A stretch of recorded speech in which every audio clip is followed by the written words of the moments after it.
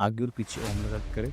मैं कहता हूँ 7 दिन के अंदर 100% उसको कहीं ना कहीं से ये आभास होगा कि शनि भगवान मेरे साथ में है। जो इष्ट देव हैं हमारे, उनका हमारे जीवन में कितना अहम रोल है। उस समय तंत्र के माध्यम से जो इष्ट की पहचान की जाने लगी वो उनके मन के आधार पर की जाएगी। हनुमान जी उनके इष्ट देव हैं, तो घर में रह के किस तरीके से वो हनुमान जी का जाप कर सकते हैं? तो मंगलवार शनिवार को एक माला ओम अंजनी नंदनाय स्वाहा। अगर कुल देवी या कुल देवता अगर हमारे रुष्ट हो जाए तो व्यक्ति के जीवन में क्या हो सकता है? कुल देवता और कुल देवी दोनों में से कोई भी रुष्ट हो गया आपका, अब आपको कहीं से भी रोजगार प्राप्त नहीं होगा, क्योंकि रोजगार में मतलब अड़चन आना स्टार्ट हो जाएगी। अगर रुष्ट हो गए हैं तो अड़चन आना स्टार्ट हो जाएगी, आपकी वंश वृद्धि रुक जाएगी। अगर आपके घर में, मेरे किसी घर के अंदर पितृ है, वो सामने आके बोलेगा, आंखें बंद करवाने के बाद उसको सामने पितृ खड़ा करूंगा, पितृ उससे बात करेगा। आज हमारे साथ जो मेहमान जुड़े हैं, तंत्रा एक्सपर्ट, 20 साल से वो लोगों की सेवा कर रहे हैं। मैं स्वागत करना चाहूँगा सिद्धेश्वर सरकार महाराज जी का। कि तो ऐसा भी हो सकता है कि कोई पिछले जन्म में अगर महादेव का भक्त होगा तो कुंडली के अकॉर्डिंग जन्म से महादेव उनके इष्ट देव होंगे। नहीं, ऐसा नहीं होता है। हमारे तंत्र में ऐसा नहीं माना जाता है। देखो, कुंडली एक अलग मैटर हो गया, कुंडली एस्ट्रोलॉजर में हो गया, ठीक है ना। एक आयुर्वेदिक इलाज होता है, एक होम्योपैथिक होता है और एक एलोपैथिक होता है, ठीक है ना। तीनों का सिस्टम अलग अलग है, तीनों का सिस्टम और तीनों का जो इलाज करने का तरीका है वो भी अलग है, दवाई भी अलग है। हमारा सिस्टम ये है कि तंत्र में आपके गुरु इष्ट तो हर जन्म में अलग अलग ही होंगे। हो सकता है 2 जन्मों में लगातार एक आ जाए, 3 जन्मों में लगातार एक आ जाए, ये हम नहीं कह सकते। केवल गुरु प्रत्येक जन्म में एक मिलेगा आपको। अगर मुझसे आपने दीक्षा इस साल में ली है ना, इस जीवन में आपने मुझसे दीक्षा ली है, तो आपने पिछले कई जन्मों से आप मुझसे दीक्षित होते आ रहे हैं। आपका भी जन्म हो रखा होगा, बिल्कुल, किसी न किसी रूप में, अलग अलग रूप में। हाँ, किसी न किसी रूप में आपका भी जन्म हुआ है, मेरा भी जन्म हुआ है। मैंने आपको दीक्षा दी है, उस रूप में आपको अघोर रूप में दी हो, या मैं उस समय संत हूँ, या मैं उस समय पे बिल्कुल सन्यासी हूँ, या कोई साधु हूँ या नागा साधु हूँ। बट मैंने आपको किसी न किसी रूप में दीक्षा दी है, तभी आपने इस जन्म में मुझसे दीक्षा ली है। मतलब कि इष्ट अलग अलग होते हैं, गुरु हमेशा एक ही रहेगा। और ये गुरु शिष्य आपस में कनेक्टेड। बिल्कुल, अगर इस पिछले जन्म में मैंने अगर 500 शिष्य बनाए तो 500 शिष्य इस जन्म में 101% मुझे मिले। उनको दीक्षा दूंगा मैं इस जन्म में, उसके बाद उनको आगे बढ़ाऊंगा। हो सकता है कि 500 के ऊपर जो मिले वो इस जन्म में नहीं मिल जाए, बट पिछले जन्म के तो मुझे मिलने ही मिलने हैं।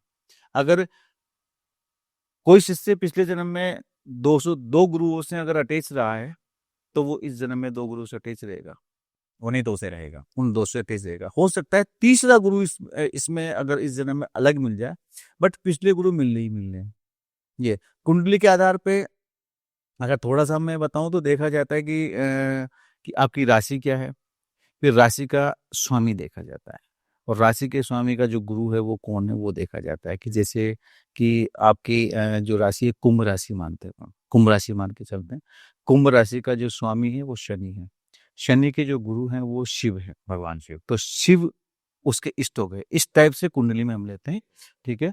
मेरी राशि मेष है, मेष राशि के हिसाब से मेरे मेष राशि का जो स्वामी है वो मंगल है, और मंगल के जो गुरु है हनुमान जी। तो हनुमान जी और महाकाली दोनों को मेष राशि का इष्ट माना गया है।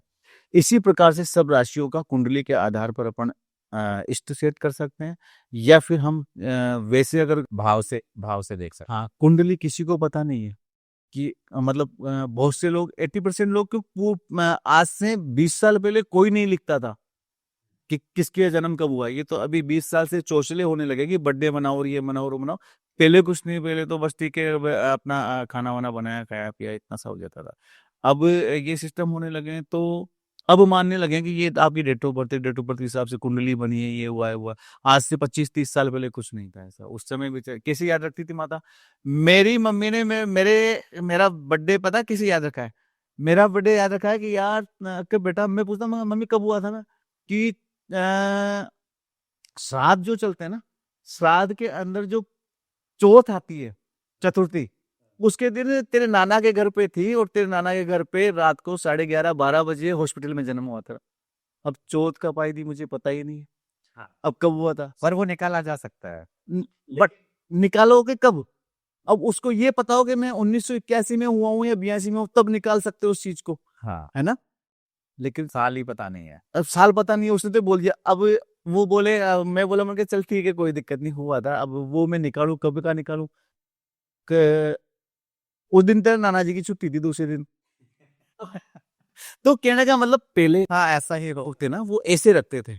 कि अगर किसी से पूछो कब हुए थे तो बोले कि कुछ नहीं, रात का समय था। अब रात को मतलब ठंड में तो 7 बजे से लेकर 6 बजे तक। हाँ, रात का समय। दूसरे दिन क्या है, हम लोग गणगौर पूजने जाने वाले थे, तो शायद गणगौर के एक दिन पहले तो हुआ था। अब कब हुआ था गणगौर के एक दिन में कुछ पता। तो पुराने जमाने के लोग तो ऐसे रखते थे, इसलिए उस टाइम तो पता नहीं होता था। इसलिए उस समय तंत्र के माध्यम से जो इष्ट की पहचान की जाने लगी, वो उनके मन के आधार पे की जाए कि इसके मन पे आपका मन का भाव कहाँ जाता है। मेरा मन का भाव जा रहा है कि हनुमान जी की मैं पूजा करूं, तो ठीक है, आप हनुमान जी की पूजा करोगे। वो जन्म से ही हनुमान जी आपके साथ में रहेंगे, मुझे पता है इस चीज का, क्योंकि मैंने देखा है। मुझे मेरा कुंडली पता नहीं है, अब तक भी पता नहीं है। बट मेरा जन्म से ही, जब से मैं पैदा हुआ हूं, उसके बाद जब से मैंने होश संभाला है, तब से अब तक मैं हनुमान जी का व्रत कर रहा हूँ, मंगलवार का और शनिवार का। 2500 साल निकल गए, ठीक है ना? तो उस समय से हनुमान जी से अटैचमेंट है, और अब जाके हनुमान जी ही मेरे इष्ट बने। उसके बाद में माँ काली आई, तो महाकाली को तो जो हनुमान जी वही लेके आए, ठीक है ना? तभी। और महाकाली और हनुमान जी दोनों मेष राशि के इष्ट कुंडली के आधार पे भी बन सकते हैं। अच्छा, अगर किसी व्यक्ति का अलग अलग मतलब किसी एक भगवान के प्रति भाव नहीं है, वो सब में भाव रखता है, तो वो कैसे अपने इष्ट को पहचाने? क्या ऐसा होगा कि उसको सबसे पहले एक के अंदर अपना हो? नहीं, वो रखने की आवश्यकता ही नहीं है। हाँ। रखने की आवश्यकता ही नहीं है।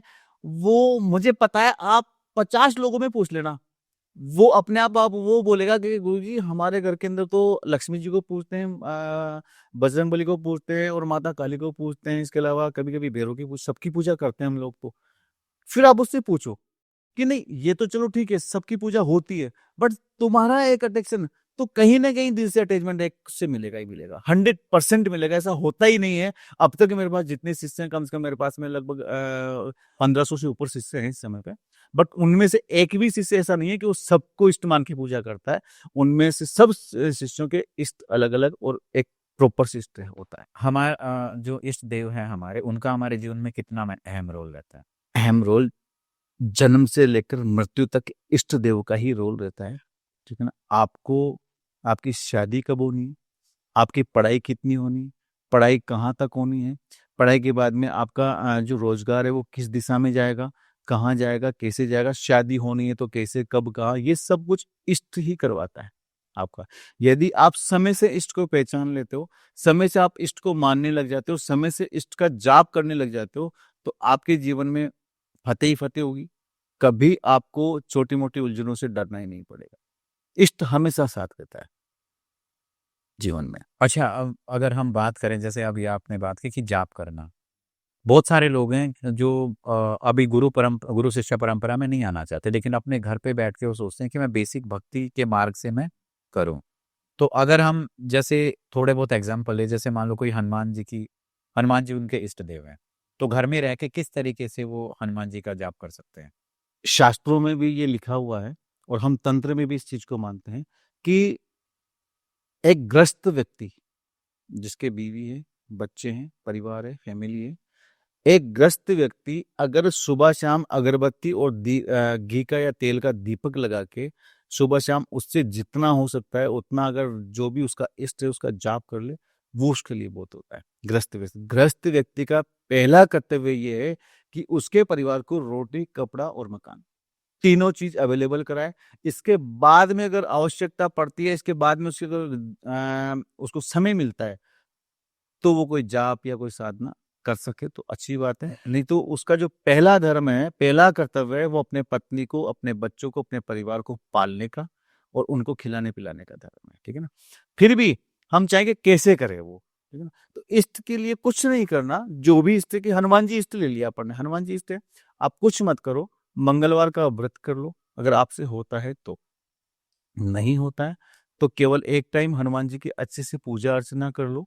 पूजा अर्चना करने के बाद में अच्छे से एक 5 1 3 5 7 11 21 जितना आपसे हो सके हनुमान चालीसा का पाठ कर लो। ये भी नहीं हो सके तो आप डेली या अगर आप चाहते हैं कि मैं डेली नहीं कर सकता, मंगलवार शनिवार को कर सकता हूँ, तो मंगलवार शनिवार को एक माला ओम अंजनी नंदनाय स्वाहा, बस, या ओम पवन नंदनाय स्वाहा, इस मंत्र की जाप कर लो। मैं कहता हूँ कभी जीवन में पीछे मुड़ के देखने की आवश्यकता नहीं पड़ेगी। ऐसे ही सभी इष्ट जितने भी महाकाली हैं, भैरव हैं, बजरंग, सबके इष्टों के अलग-अलग मंत्र होते हैं। आप उनके मंत्र का जाप करोगे 100% किसी न किसी काम में आपको सफलता हासिल होगी। इष्ट का जैसे मान लो कि कोई भगवान शिव जिनके इष्ट देव हैं, वो क्या क्या करें? जैसे एक ओम नमः शिवाय मंत्र है, क्या ये ऐसे मंत्रों का जाप कर सकते हैं? बिल्कुल ऐसे मंत्रों का जाप कर सकते हैं, बट स्त्री को ऐसे मंत्रों का जाप नहीं करना है। जो अगर स्त्री है तो उसको केवल नमः शिवाय का जाप ओम नहीं लगाना। ओम नहीं लगाना है। अगर जेंट्स है वो ओम नमः शिवाय जाप कर सकता है। थोड़ा-सा तंत्र में रुचि रखता है या थोड़ा-सा साधनाओं में रुचि रखता है, तो साधक बनने की अगर उसकी इच्छा है और वो चाहता है कि मुझे थोड़ा मतलब जाप के लेवल से थोड़ा-सा ऊपर जाना है ग्रस्त में लेके। ये नहीं कहता कि तुम साधना करो या कुछ ऐसा कुछ करो, कि मैं जाप करता हूँ लेकिन मैं साधना के इसमें ग्रस्त में रहकर थोड़ा-सा जाप में अपर जाना चाहता हूँ, ऊपर जाना चाहता हूँ, उसके लिए ओम नमः शिवाय ओम, आगे और पीछे ओम लगा के करे। मैं कहता हूँ 7 दिन के अंदर 100% उसको कहीं न कहीं से ये आभास होगा कि शंकर भगवान मेरे साथ में है या उनकी कोई ऐसी अप्रत्यक्ष शक्ति मेरे साथ में है, वो मेरे साथ काम कर रही है। 7 दिन का अनुभव आप करके देखें 100% मिलेगा उसको। क्या? ओम नमः शिवाय ओम। हाँ, विधिवत तरीके से शंकर भगवान की पूजा करें, पंचोपचार पूजन होता है, पंचोपचार पूजन करें और पंचोपचार पूजन करने के बाद में वो हनुमान जी ओम नमः शिवाय ओम का जाप कर ले, 7 दिन के अंदर अनुभव मिल जाएगा उसको। जिन लोगों के देवी माँ इष्ट है, अब देवी माँ में भी ऐसा होता है ना कि कुछ लोगों की माँ जगदम्बा को इष्ट मानते हैं, कुछ लोग माँ महाकाली को मानते हैं, तो इनके कैसे मंत्र हो सकते हैं और कैसे पूजा करें? बिना गुरु की बात कर रहा हूँ मैं, नॉर्मल गृहस्थ में। देखो, पहली बात तो ये है कि मैं एक बात आपको बता दूँ, बिना गुरु के तो पूजा करनी ही नहीं चाहिए। कौन-सी पूजा? इस लेवल की जो अपन जाप करते हैं, जाप लेवल की। बिना गुरु के आप इतना करिए, आपने अपना जो भी स्नान करवा दिया देवी-देवताओं को, उनको तिलक लगा दिया, उनको कुछ पुष्प माला वगैरह जो है वो चढ़ा दी। इसके बाद में उनको थोड़ा-सा सेंट इत्र वगैरह लेके थोड़ा-सा उनको छींटा लगा दिया। मिठाई या जो भी आपके घर के अंदर मिठाई है, शुगर, शक्कर है या कोई मखाने वगैरह, मीठे का भोग लगा दिया। इतना आप कर सकते हैं। इसके बाद आरती करी, हाथ जोड़ लो, प्रणाम कर लो, उनसे प्रार्थना कर लो कि मुझे ये दे दो, वो दे दो। ठीक है? उठ जाओ आप। बिना गुरु के इतना ही आप करें। ये मतलब पर्सनल राय है मेरी, ठीक है ना? इतना ही करना चाहिए। आप चाहते हैं कि मैं कोई जाप करना चाहता हूँ, तो या तो आप गुरु बनाइए, सर्वप्रथम। गुरु नहीं बनाना चाहिए, अब मुझे मिल नहीं रहा, कहाँ जाऊँ, कैसे जाऊँ, किसको गुरु बनाऊँ? आजकल तो सब फ्रॉड है। यूट्यूब पे फ्रॉड ही फ्रॉड बाबा भरे पड़े हैं बहुत से, 90%। तो किसको गुरु बनाऊँ? आप अगर आपका इष्ट काली है, भैरव है, बजरंग है, कोई भी है, कोई दिक्कत नहीं है। केवल मात्र आप शिव के सामने बैठकर शिव को एक बार ये बोल दीजिए कि हे भोले शंकर, हे भोले बाबा, मेरा कोई गुरु नहीं है, मैं आपको गुरु रूप में स्वीकार करता हूँ। अब मेरा गुरु जहां पर भी है, आप उसको मेरे साथ में ले आइए। आपको कहीं न कहीं से महीने में, 2 महीने में, 6 महीने में, 12 महीने में, कहीं न कहीं से आपका गुरु किसी न किसी अटैचमेंट से आपको मिलेगा ही मिलेगा। 100% ये प्रायोगिक है हमारा, ठीक है? अब कहते हैं कि साहब गुरु नहीं है तो अपन जाप कैसे करें? महाकाली का जाप, क्योंकि महाकाली है, अगर कुछ ना कुछ उल्टा हो गया तो वो आपका बिल्कुल उल्टा कर देगी, है ना? तो इसके लिए जाप कैसे करें? पहले तो शिव को आप अप्रत्यक्ष गुरु बनाइए। गुरु बना लिया आपने, उसके बाद में आप महाकाली का पूजन करिए। नॉर्मल पूजन करने के बाद में आप उनका, अगर जगदम्बा दुर्गा आपका इष्ट है, तो ओम धूम दुर्गाय नमः, नॉर्मल सीधा मंत्र, इसका जाप करो। अगर आपकी महाकाली इष्ट है, तो ओम क्रीम कालिकाय नमः, सीधे-सीधे मंत्र हैं, ये दुर्गा सप्तशती के मंत्र हैं, ठीक है? अब आप चाहते हो कि नहीं मैं तो ऐसा मंत्र जाप करूँ कि मुझे दुर्गा का भी लाभ मिले और महाकाली का भी लाभ, सभी का लाभ मुझे माताओं का मिले, तो ओम ऐं ह्रीं क्लीं चामुंडाय विच्चे, नवार्ण मंत्र है। हर मंत्र है। इसका आप जाप कर सकते हैं। इसका जाप कोई भी कर सकता है, लेकिन इसका जाप अगर आप गृहस्थ में हैं, तो ओम लगाकर करें। आगे ओम लगाना है। ओम ऐं ह्रीं क्लीं चामुंडाय विच। अगर आप ओम नहीं लगाते हैं तो आपको कुछ भी अनिष्ट छोटा मोटा हो सकता है, क्योंकि जो तांत्रिक लोग होते हैं, जो साधक लोग होते हैं, वो बिना ओम के काम करते हैं, बिना ओम के ही जाप करते हैं। अगर आप साधक नहीं हैं तो आपको ओम 100% लगाना है, तो ही आपको सफलता प्राप्त होगी, अन्यथा आपका कुछ उल्टा या अनिष्ट हो सकता है। ये आप ध्यान रखिए। चलिए अब बात करते हैं कुल देवता। कुल देवता कौन होते हैं और इनका हमारे जीवन में क्या रोल रहता है? कुल देवता एक तो आपके जन्म जन्मांतर से जो भी आपके जिस कुल में आप जन्म ले रहे हो, उस कुल के आपके जितने भी पीछे के जैसे कि पूर्वज। दादा, परदादा, सरदादा, बहुत सी जो भी पीढ़ियां है, उनका एक देवता होते हैं। ये गोत्र के आधार पे निश्चित होते हैं, है ना, कि आपका गोत्र क्या है क्या नहीं। जैसे कि अब हम हैं, हमारा जो गोत्र है वो ब्राह्मण है, भार्गव ब्राह्मण है, भृगु ऋषि की संतान है। हमारा जो गोत्र है वो गंगवारिया, गंगवारिया। हमारे गोत्र के जो कुल देवता हैं वो शिव है, और जो कुल देवी है वो आदि शक्ति, केवल आदि शक्ति। आदि शक्ति जो माता है वो हमारी कुल देवी है। इसी प्रकार प्रत्येक गोत्र के कुल देवता कुल देवी अलग अलग होते हैं, वो शास्त्रों में विदित है। अगर जैसे कि अब किसी भी जाति का गोत्र या किसी भी जाति का अपन कुल देवता जानना चाहते हैं, तो गोत्र के आधार पे आप उनके आप पीछे की वंशावली उठा लीजिए, उसके अंदर सब कुछ पता चल जाएगा। गोत्र, इसका गोत्र ये है और उसका कुल देवता कुल देवी ये है। उसके आधार पे अपन कुल देवता या कुल देवी की पूजा कर सकते हैं, या फिर अपने पूर्वज से पूछ लीजिए, वो बताएगा। अपन अपने आधार पे, अपने मन के आधार पे केवल इष्ट को मान सकते हैं, कुल देवता या कुल देवी को अपन अपने मन के आधार पे नहीं मान सकते। अगर कुल देवी या कुल देवता अगर हमारे रुष्ट हो जाएं तो व्यक्ति के जीवन में क्या हो सकता है? व्यक्ति के जीवन में कुल देवता या कुल देवी रुष्ट हो जाए तो कुल देवता और कुल देवी दोनों में से कोई भी रुष्ट हो गया आपका, अब आपको कहीं से भी रोजगार प्राप्त नहीं होगा। क्योंकि रोजगार में मतलब अड़चन आना स्टार्ट हो जाएगी। अगर रुष्ट हो गए हैं तो अड़चन आना स्टार्ट हो जाएगी। आपकी वंश वृद्धि रुक जाएगी, कि आपको घर के अंदर बच्चे नहीं हो रहे हैं, लड़कियां ही लड़कियां हो रही है। वंश लड़कियों से नहीं बढ़ता, लड़कों से वंश बढ़ता है, ठीक है ना। तो लड़के नहीं होंगे आपके, 7 लड़कियां हो गई सब, अब लड़का हो ही नहीं रहा, ठीक है। इसके अलावा आपके घर के अंदर से बीमारियां जाने का नाम ही नहीं लेंगी। जो बीमारियां हैं वो आपका जाने का नाम ही नहीं लेंगी। बीमारियां घर में भरी रहेंगी, कुछ ना कुछ घर के अंदर गृह क्लेश होता रहेगा। घर के अंदर पारिवारिक झंझट, जैसे कि कोई जमीनी विवाद होते हैं या कोई मकान का विवाद, ऐसे विवाद चलते रहेंगे। ये चीजें अगर कुल देवता और कुल देवी नाराज हो जाती है तो 100% ये लक्षण है कुल देवता और कुल देवी के नाराज होने के। अगर कोई आदमी आके में बोलता है गुरुजी हमारे साथ ऐसा हो रहा है तो उन लक्षणों के आधार पर हम पहचानते हैं कि इसके साथ में क्या हो रहा है।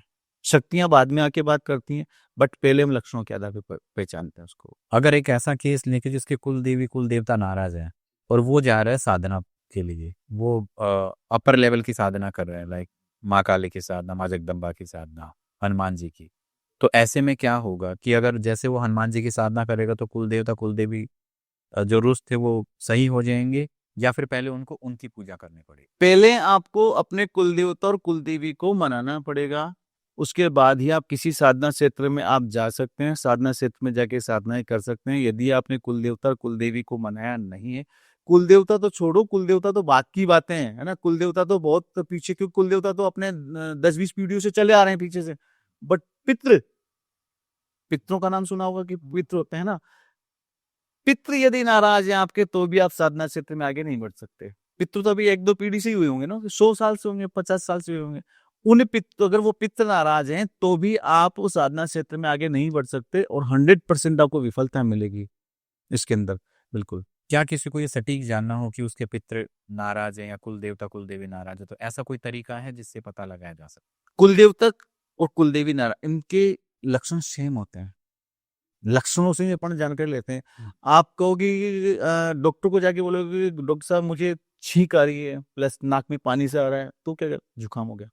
लक्षण, बीमारी के लक्षण, उनके क्या लक्षण घर के अंदर दिखाई दे रहे हैं, उन लक्षणों से अपन पहचान सकते हैं कि इसके कुल देवता नाराज हैं या इसके पितृदेव नाराज हैं। अगर पितृदेव नाराज हैं तो आपके घर के परिवार का, अगर आपको पितृदोष है तो आपके घर के परिवार का जो एक तो बच्चे हैं ना, बच्चे जैसे कि मान लो जो लगभग 18 साल से ऊपर हो चुके हैं, वो अपने बड़ों का कहना नहीं मानेंगे, ठीक है, बड़ों का अनादर करेंगे।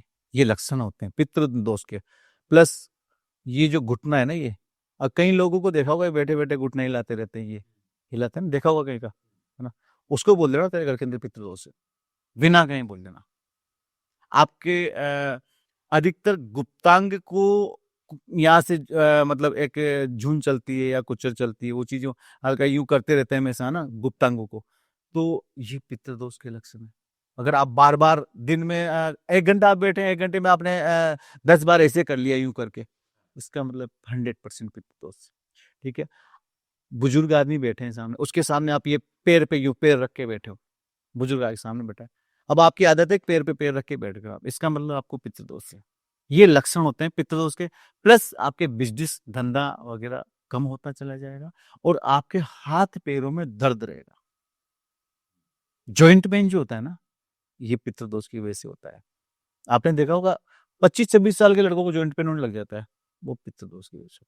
ये सब लक्षण तो ये लक्षण से पता लगा है। बिल्कुल 100% लक्षण से पता लगा है। क्या ऐसा हो सकता है कि परिवार में मान लो 10 सदस्य हैं, लेकिन 8 या 9 जो बिल्कुल अपना अच्छा काम कर रहे हैं, लेकिन एक जो व्यक्ति है जिसके ऊपर ये सारी चीजें हैं, तो क्या माना जाए कि जो पितृदोष है वो पूरे घर पे है, या फिर वो जो पितृ वो स्पेशली इसी बच्चे से नाराज है? वो क्या होता है, ये आपके पूर्व जन्म के जो प्रारब्ध के कर्म हैं, इनके ऊपर भी ये चीजें डिपेंड करती हैं कि आपके प्रारब्ध के कर्म क्या थे। आपके पूर्व जन्म के कर्म अच्छे हैं और हो सकता है कि आप जो मतलब पितृ है उसका मनोभाव आपके ऊपर ज्यादा हो, या आप जिस मतलब समय पे जन्मे हो उस समय पे ग्रह नक्षत्र की स्थिति कैसी थी, वो ग्रह नक्षत्र की स्थिति भी उस पितृ का उस बंदे से लगाव जुड़ाव कर देती है। या फिर क्या देखते हैं पितृ लोग कि मैं हूं, अब आपको मैं मेरी सच्ची घटना है ना, मैं हूं, मेरे पिताजी वगैरह 7 भाई, 7 भाई, अब मेरे पिताजी वगैरह 7 भाई हैं, उनके जो बच्चे हैं वो कम से कम मान के जो लगभग 28 लड़के। हाँ। अब मेरे पिताजी के एक भाई एक्सपायर हो जाते हैं, एक भाई बीच में 7 में से जो बीच वाले भाई एक्सपायर हो जाते हैं, वो पितृ रूप में हो जाते हैं। अब वो मुझे बोलते कि तू मेरा मोक्ष करवाएगा। अब यार 28 लड़के हैं, उनको जाके पकड़ो, मुझे क्यों पकड़ रहे हो, है ना। बट वो उनका भाव ये होता है कि ये बंदा है जो मेरे कुल में से आध्यात्म की ओर जा रहा है, यही मेरी मोक्ष करवा सकता है, यही मेरे कुल का दीपक है, यही कराए, यही मोक्ष करवाएगा, ठीक है ना। और उसको छेड़ते इसलिए ताकि वो परेशान हो और उस चीज का सोल्यूशन निकाले और मुझे मौका निकालने के लिए वो भटकता फिरेगा, है ना, जाएगा कभी ज्योतिषाचार्य के पास जाएगा, कभी किसी देवी देवता के पास जाएगा, कभी कहाँ जाएगा, कभी कहाँ जाएगा। अब कोई ना कोई बोले भैया तेरे पितृ दोष है, कुल देवता ने बोल दिया, उसने एस्ट्रोलॉजर ने बोल दिया कि तेरे पितृ दोष है। इधर गया देवी देवता के पास कहीं पर के भाया तेरे तो पितृ दोष है, घर के अंदर ये फलाना पितृ बन गया, ये बन गया, वो बन गया। अब वो सब जगह बात एक मिल रही है, फिर वो मानने लगेगा वास्तव में पितृ दोष है, ठीक है ना। अब मैं तो ये कह रहा हूँ कि वो मेरे शरीर को पकड़ के रखें। अब अभी बोल रहा हूँ ना, अभी मेरी ये हाथों ये ना ये रोम खड़े हो रहे हैं इस समय पे, ऐसा लग रहा है कि आसपास में होते हैं। आप जब भी बात करोगे ना वो चीजें होंगी, वो चीजें होंगी। ये देखो रोंगटे खड़े हो दिखाई दिया, मैं तो नहीं कर रहा हूँ ना, अपने आप हो रहा है। शक्ति आपको, ये देखो बिल्कुल जैसे कि सर्दी लगने पे जैसा होता है ना वैसा, तो शक्ति का आप आह्वान करोगे 100% वहीं खड़ी होगी। नहीं, जो आपने बात की बिल्कुल सही है, क्योंकि कई बार ये भी देखा जाता है ना, उनको तो मुक्ति चाहिए, तो जिसके अंदर उसका प्रेम भाव है वो एक उम्मीद लेके हमारे पास आते हैं और उनको ये पता है कि ये कर सकता है। बिल्कुल अजी, आप यूं देख लीजिए कि आदमी पैसा, अगर मान लो मोहल्ले में किसी को, मान लो मैं ही हूं, मेरे मोहल्ले में 20 लोग हैं, 20 लोगों में से किसी को पैसे की जरूरत पड़ गई, किसके पास अरे यार फला आदमी दे सकता है, उसके पास चलते हैं, जो दे सकता है ना उसी के पास आदमी जाएगा, है ना। नहीं देने वाला उसके घर पे भी नहीं जाएगा वो। तो यही पितृ जो हैं वो ये समझते हैं कि ये बंदा अध्यात्म में है और ये बंदा अध्यात्म को हर तरह से समझता है। जिस बंदे, ऐसे से बंदे भी हमारे परिवार में, फैमिली में है ना, खैर मैं नाम तो नहीं लूंगा, बट उन्होंने 30-35 साल तक तो व्रत क्या होते हैं वो ये भी नहीं जानते, जानते हैं, करते नहीं। अगरबत्ती लगाना क्या होता है ये भी नहीं जानते कि अगरबत्ती कैसे लगा। बहुत से लोग होते हैं ऐसे ना, मैं मेरे परिवार की बात नहीं कर रहा हूँ, बट बहुत से फैमिलियां ऐसी होती है जिनके बंदे ऐसे होते हैं। अब उनको क्यों पितृ पकड़ेंगे भाई? पितृ उन्हीं को पता कि नहीं यार ये बंदा ये आध्यात्म है, ये सब बात को समझता है, पितृ क्या होता है, दोष क्या होता है, फला क्या होता है, डिमका क्या होता है, ये अपनी मोक्ष। और उसको इसलिए पुश उसके काम धंधे या ऐसी रुकावट इसलिए डाली जाती ताकि यहाँ तक वो पहुंच सके कि भाई तेरे को ये सॉल्यूशन निकालना है। मेरे हम तो मतलब इतने कष्ट झेले हम लोगों ने, मैंने पर्सनली इतने कष्ट झेले कि शायद ही किसी ने झेले होंगे हमारे जो सिस्टम में। तो और जिस दिन से मतलब पितरों ने मुझे मतलब आशीर्वाद दिया, जिस दिन से वो मेरे शरीर के ऊपर बैठने लगे हैं, उस दिन से मेरे पोवारा 25 है घर के अंदर, मेरे पर्सनली मेरे, है ना, पोवारा 25 कोई प्रॉब्लम नहीं है, मस्त से रह रहे हैं, मस्ती से खा रहे हैं, मस्ती से पी रहे हैं, नोट। तो पित्र जो है ना, पितृ उसी को देखते हैं, इसीलिए देखते हैं। आपका प्रश्न था कि पितृ एक प्रॉपर को क्यों पकड़ते हैं, इसीलिए पकड़ते हैं कि वो बंदा ही उनकी मदद कर सकता है, वो बंदा उनको शोक से मोक्ष की तरफ ले जा सकता है। इसीलिए वो प्रॉपर उसी आदमी को पकड़ के उसको परेशान करना स्टार्ट करते हैं, और फिर वो उसकी मोक्ष करवाता ही करवाता है। तो जब कोई व्यक्ति आध्यात्म की तरफ जाता है तो अपने पितरों को कैसे मोक्ष दिलाएगा? उसकी एक प्रॉपर विधि होती है, हमारे तंत्र में भी प्रॉपर विधि उसकी है कि आप उसका हरिद्वार में जाके हम हमारे तरीके से त्रिपिंडी श्राद्ध वगैरह हवन वगैरह करवाते हैं, और वैदिक तरीके से भी इसका होता है जो कि ब्राह्मण लोग करवाते हैं। वो भी बहुत अच्छे से, अगर अच्छा ब्राह्मण हो और अच्छे तरीके से कराए तो 100% पितृ की मोक्ष होती है। और ये ऑल ओवर इंडिया के अंदर केवल एक ही जगह है जहां पर पितरों की मोक्ष होती है, वो है गया धाम। गया तीर्थ जो बोध गया इसको बोलते हैं, वहां पर ही पितरों की मोक्ष होती है। इसके अलावा कहीं पर पितरों की मोक्ष नहीं होती है। लोग मतलब ब्राह्मण भी बहुत से ऐसे होते हैं, चलो ठीक है कि अपना हाँ, ये एक चीज देखी जाती है कि सही विधि विधान से वो पूजा करते ही नहीं है, पैसा भी लेते हैं। होता है कई जगह होता है। देखो मैं सभी ब्राह्मणों के नहीं बोलता हूँ, बट ऐसे ब्राह्मण हैं जो लोग क्यों ठीक है यार तेरा मोक्ष करवाने चल, ठीक है हरिद्वार हो जाएगा, वहां 2-4 हजार 5 हजार लिया, हरिद्वार में अपना मोक्ष वगैरह करवाया, है ना। बट वो पता चला कि 1 महीने बाद फिर पितृ घर पे आ गए, मेरे तो फिर सपने में आ रहे हैं, भैया क्या करूं, अरे यार वो ऐसा हो गया था इसलिए हो गया। तो फिर उसमें बहानेबाजी हो जाती है ना। बट ऐसा नहीं होता, 90% ब्राह्मण अच्छे होते हैं, वो सब लोग करते हैं। अब देखो अपवाद तो हर जगह होते हैं, है ना, वो तो हर जगह होते हैं, लेकिन 90% ब्राह्मण अच्छे होते हैं, क्योंकि मैं भी ब्राह्मण हूँ इसलिए। तो आपने मतलब लोगों को सजेस्ट किया तो वहां से चीजें अच्छी निकल के आई हैं। हम प्रॉपर देखो हमारा जो सिस्टम है ना, मेरा तो सिस्टम ये है कि मैं अगर किसी के पितरों की मोक्ष करवा रहा हूं ना, तो उसको पितृ को पहले सामने बुलवाऊंगा, उससे बात करवाऊंगा कि मेरी मोक्ष करवा। वो बोलेगा आपको सामने आके। अगर आपके घर में, मेरे किसी घर के अंदर पितृ है, वो सामने आके बोलेगा, आंखें बंद करवाने के बाद उसको सामने पितृ खड़ा करूंगा, पितृ उससे बात करेगा, क्योंकि खुली आंखों से आप देख लोगे ना तो आपकी पजामी गीली हो जाएगी। पितृ प्रेत रूप में होते हैं, इनकी आकृति, इसकी छाया थोड़ा सा डरावनी होती है ना। दम खुली आंखों से शक्ति को नहीं देख सकते, खुली आंखों से वही देख सकता है जो एक लेवल पे चढ़ गया हो साधना से। तो बात कैसे करेंगे? बात करेंगे, आपने आंखें बंद करी, आपके मानसिक पटल पे वो आएंगे, जिसको अपन बोलते हैं थर्ड आई। यहाँ पर वो आंखें बंद करने के बाद में एक आकृति सामने बनेगी, आकृति के सामने बनने के बाद आप उनसे बात होगी डायरेक्ट, आप जो भी पूछोगे उसका जवाब देंगे वो लोग, आपको जवाब आएगा। और या फिर सर्प रूप में आपके घर के अंदर बुलाऊंगा उनको, सर्प रूप में आपके घर के अंदर आएंगे वो, ठीक है। मैं वो आह्वान करूंगा उनका कि अगर आप पितृ हो इनके घर के और आप मोक्ष चाहते हो तो इनको साक्षात दर्शन दो। अगर आप साक्षात दर्शन दोगे तो ही आपके मोक्ष करवाऊंगा, अन्यथा हम मोक्ष नहीं करवाएंगे। इसका मतलब आप पितृ नहीं हो, कुछ ना कुछ गलत हो। बाकायदा वो आएंगे, आके उस सर्प रूप में बैठेंगे, उनसे पूछा जाएगा कि आप जाने, मतलब कभी भी आ सकते हैं या उसी टाइम आ जाएंगे? नहीं उसी समय, कभी भी नहीं। हाँ, उस जिस समय उनकी 11 दिन तक पूजा की जाती है, कुछ विशेष पूजाएं होती है, गुप्त पूजाएं होती है, जो उन्हीं को बताया जाता है जो लोग पितरों की मोक्ष करवाने के लिए तैयार होते हैं। उनको एक गुप्त पूजा बताई जाती है 11 दिन की, वो पूजा होती है। पूजा होने के बाद में फिर उनको बुलाया जाता है, तब वो प्रसन्न हो। तो ये जो विधि है, लेकिन आज कलयुग में ऐसी विधि को सही तरीके से करने वाले लोग बहुत कम है। क्योंकि जैसे जिस तरीके से आपने बताया, मान लो वो किसी ऐसे व्यक्ति के पास चले गए जो फ्रॉड है ना, उसने आंखें बंद की और ऐसे ही अपने वो इमेजिनेशन से बता दिया कि करे ये है, तो फिर वो उसी चक्कर में फंस जाएगा। बिल्कुल होता है, कई जगह ऐसा होता है बेचारा। मेरे पास कई जगह से ऐसे ऐसे धाम हैं जिनका मैं नाम नहीं लूंगा, हालांकि बड़े बड़े धाम है ना, कि जिनका नाम चलता है दुनिया के अंदर।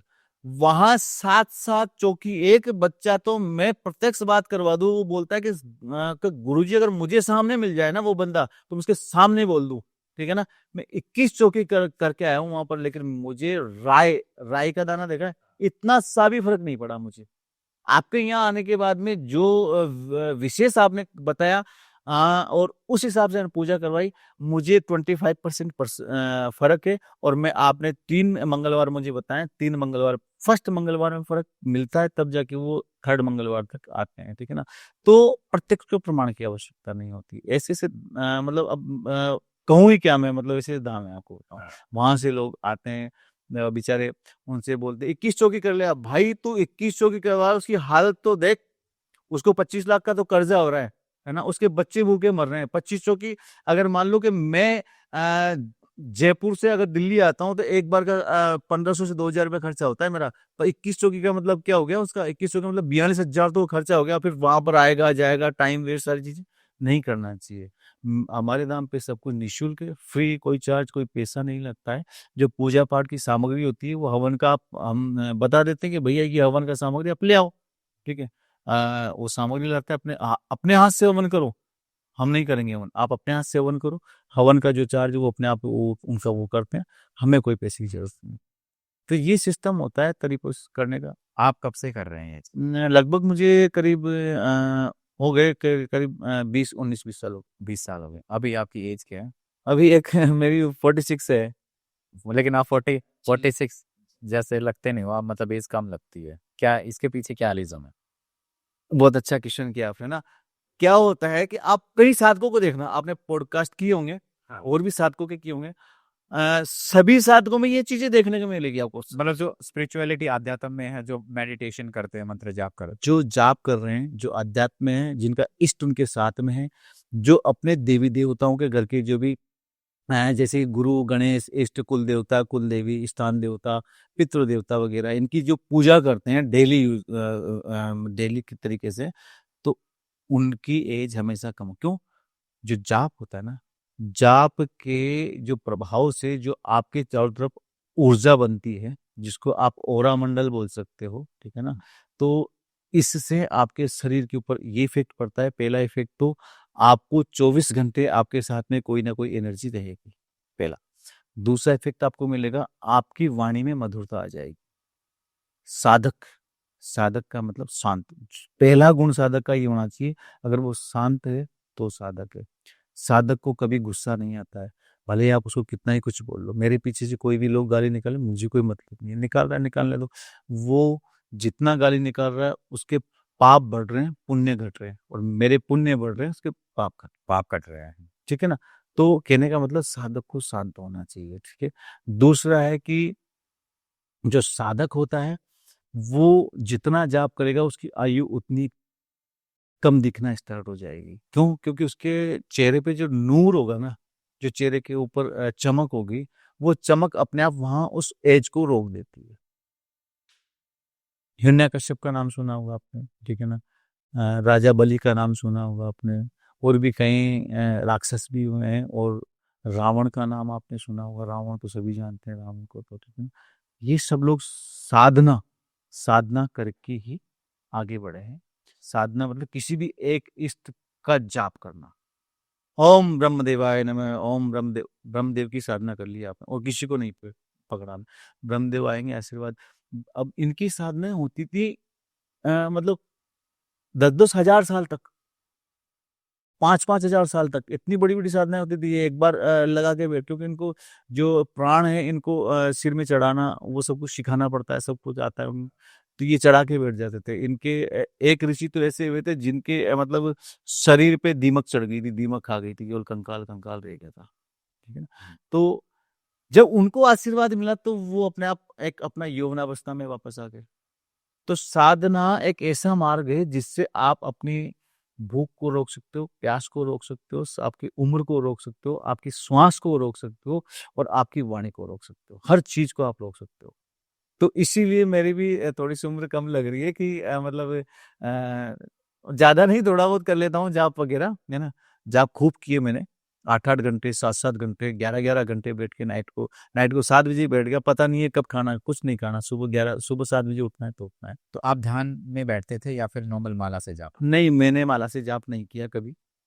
माला से वही जाप करता हूँ जिसकी मुझे कैलकुलेशन करनी है कि आज मुझे 11 माला का हवन करना है, तो 11 माला के लिए मैं हवन के लिए जाप करूँगा उसका, ठीक है ना? वैसे बस एक बार लगाया अपना आसन, आसन लगा के बैठ गए, अपना जो भी जाप है वो मन में चल रहा है, वो मुँह से बाहर नहीं निकलता कभी भी। अगर आप मुँह से बाहर निकालोगे तो उसकी बाद ऊर्जा आपको कम मिलेगी। एक तो आप कर रहे हो ओम नमः शिवाय, ओम नमः शिवाय, तो आप ओम नमः शिवाय बोल रहे हो, आप अंदर तो कम जा रहा है, वो आप बाहर ज़्यादा जा रहा ठीक है ना? तो ब्रह्मांड में घूम गया। ऊर्जा आपको कम मिली, सारे ब्रह्मांड में ऊर्जा फैल गई, पहला। अब दूसरा जो है, वो उपांशु जाप बोलते हैं। आप इसके अंदर कि आपके होंठ हिलने चाहिए, आवाज बाहर नहीं आनी चाहिए। जैसे इस टाइप से। इसमें आपकी आवाज बाहर नहीं आ रही है, केवल आपके होंठ हिल रहे हैं, ठीक है ना? इसमें आपको मतलब आपकी जो ऊर्जा होगी वो 70% अंदर रहेगी, 30% ही बाहर निकल पाएगी। यदि आपने मुंह बंद करके जाप किया है ना, तो आपकी 100% ऊर्जा अंदर ही रहेगी। तो आपको जाप जो करना है वो 100% लेने के लिए आपको अंदर ही जाप करना है, मुंह नहीं खोलना है। और अगर आप क्योंकि ये बहुत कम साधक कर पाते हैं, एक लेवल अचीव करने के बाद ही ये चीज बनती है शरीर में कि आप मुंह बंद करके कोई जाप कर सकते। अभी आप करो, नहीं कर सकते। अब करके देखो, ओम नमः शिवाय नहीं कर पाओगे, है ना? जिसकी एक हैबिट और जो एक लेवल एक चीज़ ये भी देखिए, कुछ ऐसे मंत्र होते हैं मतलब जो आप काफ़ी टाइम से कर रहे हैं तो उसमें ही कितनी एक्सपर्टीज हो जाती है तो वो तो हो जाते हैं। लेकिन जब कोई नया मंत्र स्टार्ट करते हैं तो उस केस में क्या होता है कि वो थोड़ा-सा जमने में समय लगता है। अब वो थोड़ा टाइम लगता है ना? बट अगर आप एक तो आप ये जो मुँह से बोल के कर रहे हो ना, अगर इस टाइम से जाप करोगे तो इस टाइम से आपका फ्लो नहीं बन पाएगा कभी भी। मंत्र का जो फ्लो है, वो नहीं बन पाएगा। अगर आप उपांशु जिसमें मुँह से जाप आवाज़ नहीं आ रही, केवल उपांशु, इसमें इतना अच्छा फ्लो बनता है ना? आप जहाँ मुँह से बोल के 5 मिनट की 1 माला करोगे, वहाँ उपांशु जाप करके 2 मिनट में 1 माला कर दो। इतना फास्ट बनता है। कि जैसे अ, ओम ऐम ह्रीम क्लीम चामुंडा वैचे, ठीक है ना?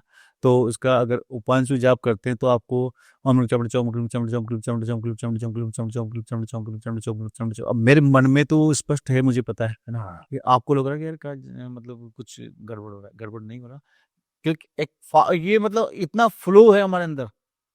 इतना दोबारा सुनो। नहीं, नहीं। ये चीजें होती है ना, इतना फ्लो होता है, अपने आप बनता ही है। आपकी इष्ट की कृपा हो जाएगी, अपने आप बनने लग जाएगा। ओम ऐम ह्रीम क्लीम चामुंडाय उच्ची, इसकी माला आपको माला करने में 5 मिनट लगेगा, मुझे माला करने में 1 मिनट लगेगा। इतना फर्क साधक में अपने आप वो चीज आ जाती है। इसीलिए उम्र रुक जाती है आदमी की। बैठ गए हम, आसन लगा लिया, अब जाप कर रहे हैं, तो जहां आप 1 मिनट में 15 सांस लोगे, हम 10 सांस लेंगे केवल उस समय। रुक रही है ना आपकी जो उम्र है, वो रुक रही है, ठीक है ना? और फिर इसमें जैसे कि अब इसमें वो प्राणायाम करना पड़ता है कि 1 मिनट तक प्राणायाम करते हैं, 1 मिनट तक केवल सांस बाहर ही निकल रही है, आ ही नहीं रही। ओ, तो इसमें बाहर ही निकल रही है, अब सांस ले नहीं रहे। तो अगर मान लो हम 15 मिनट प्राणायाम कर रहे हैं, तो आप 15 मिनट में आप यूं मानो कि 100 बार सांस लोगे, हम 50 बार लेंगे। तो आपकी उम्र रुक रही है। उम्र रुकने के हिसाब से आप मतलब वोटर आईडी कार्ड में तो आपकी 46 साल उम्र है, लेकिन हम यहाँ पर आपको 38-40 साल का ही लगेगा, वो कोई भी बंदा हो। तो अब इसमें एक सवाल आता है कि ऐसा बोलते हैं कि जब हमारा जन्म हुआ तो हमारे जो श्वास थे, हमारे सांस थे, वो निर्धारित कर दिए गए कि भाई इतने करोड़ तुम्हारे श्वास है ना? अब जो लोग मेडिटेशन करते हैं, ध्यान लगाते हैं, तो उनके जो सांस है वो कम होते हैं। पर वहीं अगर हम देखें, जैसे जो एथलीट होते हैं, वो जब दौड़ते हैं तो सांसें बहुत ज़्यादा आती हैं, तो वो तो बहुत ज़्यादा मतलब सांस ले लेते हैं, तो उनकी तो फिर आयु कम होनी चाहिए, आप देखो, बट उनकी आयु नहीं, आप इतिहास उठा के देखो, आप जो भी है ना, ये जो भी एथलीट जो भी होते हैं, ये केवल दौड़ते टाइम ही दौड़ते हैं ये, है ना? बट इनके अलावा योगा वगैरह भी करते हैं अलग से। मेडिटेशन ये तो वहां पे बैलेंस करते हैं अपने। बिल्कुल करना। बैलेंस करते नहीं है वो, उनको ये क्योंकि वो अध्यात्म है ही नहीं, वो बस उनका जो कुछ लोग हैं जो एथलीट्स भी अध्यात्म है, बट मतलब उनका इतना ध्यान नहीं है कि मैं मेडिटेशन करने से ये होगा वो होगा। वो अपने आप में ही बैठ के अपना योगा, क्योंकि ऐसे लोग जो होते हैं ना खेल कूद में होने वाले, वो अपने अभ्यास को बनाए रखते हैं। डेली थोड़ा सा दौड़ लगाना, थोड़ा सा आपका मेडिटेशन करना, ये करना, तो उनका वो लेवल बराबर रहता है। और कुछ लोग ऐसे हैं जो जल्दी भी एक्सपायर हुए हैं, बहुत से लोग हैं ऐसे एथलेटिक्स में भी जो जल्दी, दौड़ने वाले तो मुझे लगता है जहाँ तक जल्दी एक्सपायर हुआ। तो जो गेम है वो हमारा वही है कि हमारी जो सांसें हैं वो निर्धारित। बस बस बस बस बस। अब जो व्यक्ति है जो बहुत धीरे धीरे सांस लेता छोड़ता है वो काफी लंबा जिएगा। हिमालय में ऐसे ऐसे महात्मा, ऐसे ऐसे साधु लोग पड़े हैं जो 700 साल से जिंदा हैं, 125 सालों। क्यों? उन्होंने आपकी 1 करोड़ सांस है, अब उन्होंने तो यहाँ चढ़ा लिया सांस को, उन्होंने सांस को यहाँ चढ़ा लिया, अब बंद कर लिया, उन्होंने सांस ले ही नहीं रहे वो बिल्कुल। तो वो बाकी है ना सांस तो उनकी, अब जिस दिन वो वापस यहाँ पर उतारेंगे उस दिन वापस जिंदा हो जाते हैं। कई देवरा बाबा को भी बोलते हैं कि कई ऐसी पीढ़ी होती है कि मेरे दादी ने भी देवरा बाबा देखा, मेरी मम्मी ने भी देखा, मैं खुद अभी 50 साल की हूँ, मैंने भी देखा। बिल्कुल। तो अब जिंदा है वो, देख लो आप। अभी वो एक वो बाबा थे, एक्सपायर हुए थे, वो जो थे वो 118 साल के कुछ ऐसे करके। तो ये सांस रोकने की क्रिया होती है और इससे रिलीफ भी मिलता है आपको, आपको दिमाग को रिलीफ मिलेगा, आपके शरीर को रिलीफ मिलेगा, संतुष्टि। आपके पास कुछ नहीं है बट आपको एक संतुष्टि बनी रहेगी दिमाग के अंदर, नहीं बस संतुष्ट हूँ, सब कुछ ठीक है, चल रहा है बढ़िया, अच्छा चलता है, कोई मतलब नहीं है, दिन दुनिया से मतलब नहीं रहेगा बिल्कुल इस चीज से। तो जब भी समय लगे सांस को धीरे ये तो रोकना चाहिए, रोकना चाहिए। मैं कहता हूँ रोकना चाहिए। दिन भर में सारा मिला के 1 घंटा तो करो, 10 मिनट कब बैठ गए, 15 मिनट। अरे आप यूं कुर्सी पे बैठो, आप कुछ नहीं करा, बैठो ना, आप ऑफिस में बैठो तो ऐसे करते रहो ना, कुछ नहीं करना अपने अपने का। जरूरी नहीं कि आप अगरबत्ती लगा रहे हो, दीपक लगा रहे हो, फिर आप आसन लगा रहे हो। ऐसे ऐसे मन से ऐसे ऐसे विधान है जो आप गटर में बैठ के कर सकते हो, जो संडास होता है जहाँ अपन लेटरिंग करते हैं वहां बैठ के आप कर सकते हो, ऐसी ऐसी साधना है, कर सकते हो आप। चलिए साधनाओं पे बात करते हैं। आपने वो बहुत अच्छा टॉपिक स्टार्ट किया है। आपके पास अलग अलग देश के हर कोने से शिष्य आते हैं। आश्रम जो है वो आपका कहाँ, जयपुर में है? बिल्कुल जयपुर में है मेरा, शिवदासपुरा में आश्रम है। और वहाँ पर मतलब ऑल ओवर इंडिया के, अगर मैं मोबाइल उठा के भी देखूं और आपको दिखाऊं तो मेरी कॉन्टेक्ट लिस्ट में आप एक बार ऊपर फ्लो करें, इसको स्वाइप करें, उसके बाद में आप जहां भी उंगली रखोगे वहां आपको आउट ऑफ स्टेट का साधक मिलेगा आपको, ठीक है ना। मैं आउट ऑफ राजस्थान के बहुत सारे लोग मिले, अरे राजस्थान नहीं, इंडिया से बाहर। Out of India. बिल्कुल। मैं ऑस्ट्रेलिया जाके आया हूँ तंत्र में ही, ठीक है। फिजी आइलैंड में जाके आया हूँ, इसके अलावा सिंगापुर भी मैं इसी में गया हूँ, न्यूजीलैंड गया हूँ। 3-4 मेरे टूर बाहर के हो गए, आउट ऑफ स्टेट इसके कंट्री के लोग बहुत है जो कथाएं करने के लिए जाते हैं, देखो एस्ट्रोलॉजर भी जाते हैं, बट मुझे नहीं लगता कि कोई तंत्र में कोई बाहर गए। जाते हैं मतलब बहुत रेयर जाते हैं, बहुत रेयर जाते हैं को ना क्योंकि एक प्रॉब्लम ये होती है कि लोगों का विश्वास नहीं होता। नहीं होता, ये प्रॉब्लम है। बिल्कुल सही बात है। विश्वास, जो ढोंगी लोग है ना, ढोंगी लोग जो कुछ नहीं कि पुतला बनाया, पुतला बना के शमशान चले गए, वो कर दिया, ये कर दिया, उन लोगों ने इस तंत्र को बदनाम कर रखा है। सबसे बड़ी बात ये है, तंत्र का नाम सुनते ही ये आ जाता है, अगर आपने कहा यार ये तांत्रिक है, पहला इमेज जो आपके दिमाग में बनेगा तांत्रिक का वो बनेगा शमशान, डायरेक्ट। फिर दूसरा बनेगा काले कपड़े पहने हुए कोई व्यक्ति है जो कुछ ना कुछ ऐसे क्रिया कर रहा है, टोटके कर रहा है। तांत्रिक का मतलब, बट तांत्रिक की जो क्रियाएं होती थी, अ, जो राक्षस प्रवृत्ति के लोग हैं वो तांत्रिक क्रियाओं को गलत वे में लेके जाके करते थे। और जो देवगुण जो देवता लोग हैं वो इसको अलग वे में ले जाते थे, ठीक है ना। देवता लोग वो होते हैं जो दूसरों की मदद के लिए तंत्र क्रियाओं को काम में लेते हैं, मदद के लिए। और राक्षस लोग वो होते हैं जो दूसरों को कष्ट पहुंचाने के लिए उन क्रियाओं को काम में लेते हैं। इसमें दोनों ही चीज है। ये वायर है ना, लाइट आ रही है, इसमें 2 वायर होते हैं, है ना, और लाइट एक ही है, लाइट एक ही। अब इसको या तो आप अच्छी यूज में ले लो कि ये बल्ब जला रहे हो, मेरे पास रोशनी आ रही है, मेरा फोटो अच्छा आ रहा है, मेरी सारी चीजें, और इसको आप हाथ लगा लो, झटका मारेगा एकदम से, है ना। तो अच्छे यूज में भी आप ले रहे हो, लाइट वही है, तंत्र वही है, लाइट वही है। एक लाइट का एक कार्य हो गया कि आपको वो प्रकाश दे रही है, खुद जल के आपको प्रकाश दे रही है। एक लाइट का कार्य हो गया कि आप टच कर रहे हो तो आपकी जान जा रही है। तो ये वो लोग हैं जिन्होंने तंत्र को गलत रास्ते पे ले जाके आप लोगों के नॉर्मल जनता के दिमाग के अंदर एक इमेज बना दी। तांत्रिक मतलब शमशान में रहने वाला, टोटके करने वाला, कच्चे कलवे वगैरह पालने वाला, या कोई मतलब ऐसा आदमी जो दारू पी के किसी को गलत करता है, जबकि ऐसा नहीं है। आप मदद करो। तंत्र आज ऐसे ऐसे लोग हैं जो इस तंत्र के लिए, हमारे गुरुजी को देख लो आप, करोड़पति हैं, कोई कमी नहीं है, हर प्रकार की सुख सुविधा उनके घर में मौजूद है। एक समय ऐसा था जब हमने देखा था, है ना, हम जब गए थे हमने देखा था कि घर कैसा था, वो कैसे थे, बट उन्होंने इस चीज को, तंत्र को अच्छे मार्ग में, लोगों की सेवा करना। बिल्कुल लोगों की सेवा करना, साधक तैयार करना, और साधक तैयार करके उनको अच्छे मार्ग पे ले जाना, उनको साधनाएं करवाना, ये चीजें उन्होंने तैयार की। आज वो भी अच्छे लेवल पे है और हम भी अच्छे लेवल पे हैं। और इन्हीं में ऐसे भी लोग हैं जो आज लोगों को ठग रहे हैं, लोगों को गलत वे में लेके जा रहे हैं, ठीक है ना, लोगों की मतलब क्रियाएं गलत कर रहे हैं। तो वो लोग उनके हिसाब से नीचे जहाँ है वो वही है। तो जैसे लोग आपके पास साधना सीखने आते, मैंने आपका वीडियो भी देखा था अभी जब हम बात कर रहे थे, तो कोई जब आपसे कांटेक्ट करता है थ्रू आपके मतलब यूट्यूब चैनल या नंबर वगैरह, तो आप उस व्यक्ति के अंदर क्या देखते हैं सबसे पहले? क्या वो योग्य है या नहीं है, ये आप देख सकते हैं? देखो इसमें क्या होता है, दो रास्ते होते हैं। पहला रास्ता कि उसको पहले देखा जाए, समझा जाए और तरीका बताया जाए कि भैया तू मेरे पास आया है, ठीक है, कि गुरुजी मुझे कामाक्षा अप्सरा साधना करनी है।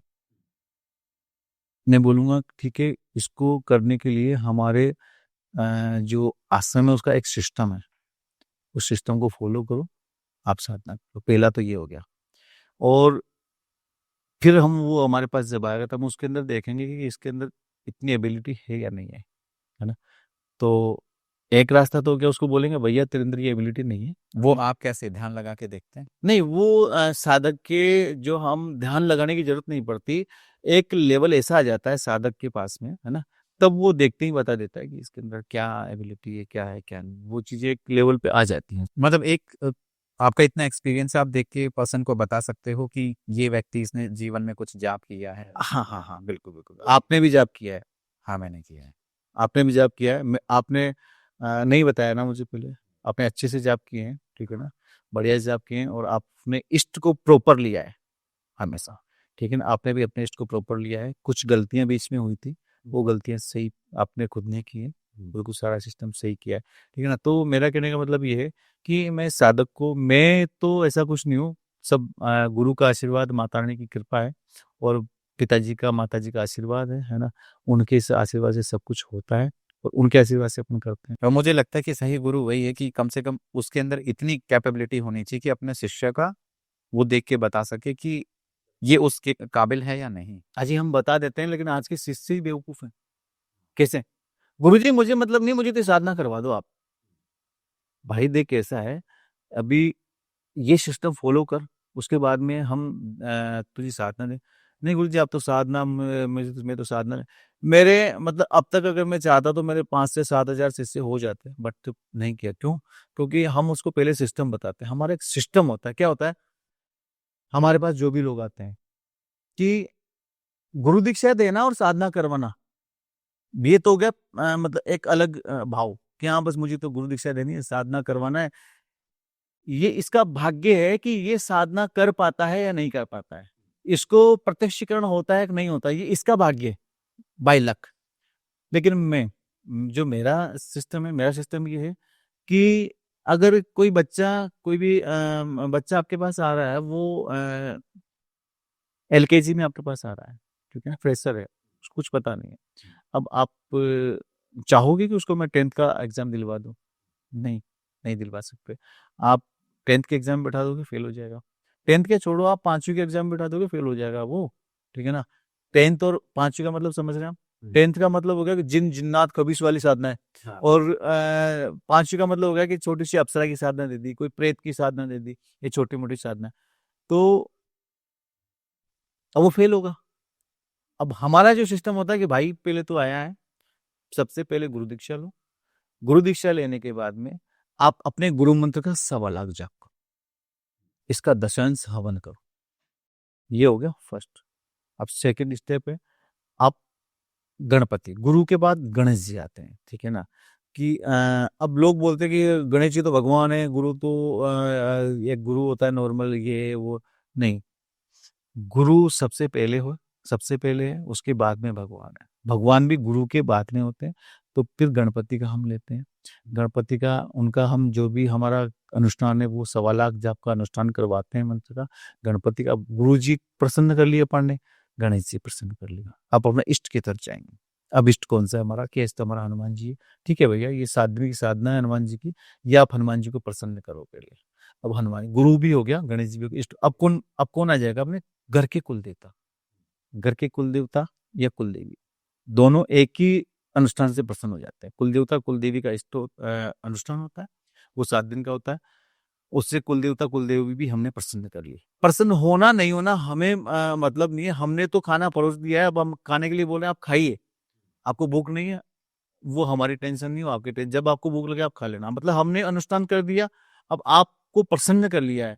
अब आप प्रसन्न नहीं हो रहे हैं, फिर अब आपकी गलती है, मेरी कोई गलती नहीं है। यहाँ पर आप नहीं बोल सकते कुल देवता की साधना नहीं की आपने, कुल देवता कुल देवी हो गई। इसके बाद आप क्या आएंगे? घर के पितृ। आपको पितरों का अनुष्ठान भी करना पड़ेगा। पितरों का अनुष्ठान आपको वही 11 दिन का अनुष्ठान होगा पितरों का। आपने पितरों का अनुष्ठान भी कर लिया। अब आपके 80% चांसेस बढ़ गए हैं साधना में सफलता के। आपने क्योंकि आप प्रॉपर आप एक टेक्निक फॉलो किया आपने, है ना। एबीसीडी सीखी है, उसके बाद आपने स्पेलिंग्स याद की है, स्पेलिंग्स याद करने के बाद आपने टेंस पढ़े हैं। अब आप सेंटेंस बना सकते हो। आपको केवल एबीसीडी दे दी, देने के बाद अब भैया सेंटेंस बनाओ, नहीं बना सकते। यही है, गुरु गणेश इष्ट की आपने साधना करिए, कुल देवता कुल देवी और पितृदेव की आपने साधना जो भी है वो प्रॉपर तरीके से फॉलो, बेसिक आपका कंप्लीट हो गया। अब आप साधना कीजिए। 80% मैं नहीं कहता कि साधना आप सफल होंगे, गारंटी किसी की नहीं लेता। गारंटी तो भगवान की भी अपन नहीं ले सकते हैं, ठीक है ना, क्योंकि अपन भगवान नहीं है। तो आपके 80% चांसेस साधना की सफलता की बढ़ चुके हैं, आप साधना कर सकते हो। तो ये एक साधना का मार्ग होता है। कई लोग होते हैं दीक्षा ली भैया ये साधना ले बैठ जाओ, नहीं, ऐसा नहीं करना चाहिए। मैं जानता हूँ, जहां तक मैं जानता हूँ, पहले के लोग, पहले के जो गुरु होते थे साल साल भर तक चप्पलें घिस जाती थी उनके आगे पीछे घूमते घूमते, बैग पकड़ पकड़ के, जो उनका कमंडल थे वो पकड़ पकड़ घूमते थे, तब जाके वो गुरु दीक्षा देते थे। हाँ, परीक्षा लेते परीक्षा ले कि इसके अंदर इतना पेशेंस है या नहीं है, कर पाया या नहीं कर। नहीं कर पाएगा। तो अब हम इतना तो करें कि उसको कम से कम बेसिक सिखाएं कि तंत्र का बेसिक बेटा ये है, ये तंत्र का बेसिक करो, उसके बाद में आपको साधना मिलेगी। आपको पहले साधना नहीं, लेकिन है कहीं जो करते हैं, कोई नहीं। तो जब साधनाओं की हम बात करते हैं, किस किस प्रकार की साधनाएं हो? अब साधनाएं तो वैसे मेरे हिसाब से जो अलग अलग विचार हैं, शास्त्रों के भी अलग विचार, तंत्र के अलग विचार है। मेरे विचार से 2 ही साधना होती है, तामसिक और सात्विक।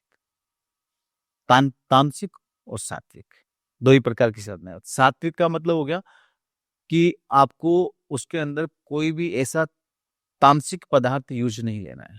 जैसे सात्विक, सात्विक के अंदर शराब हो गया, है ना, मीट मटन जो होता है, मांस, मदिरा। ये मदिरा नहीं लेना है, लहसुन प्याज का यूज नहीं करना है, और कोई भी ऐसी हरकत नहीं करनी है जो तामसिक हो, ठीक है ना। ये सात्विक।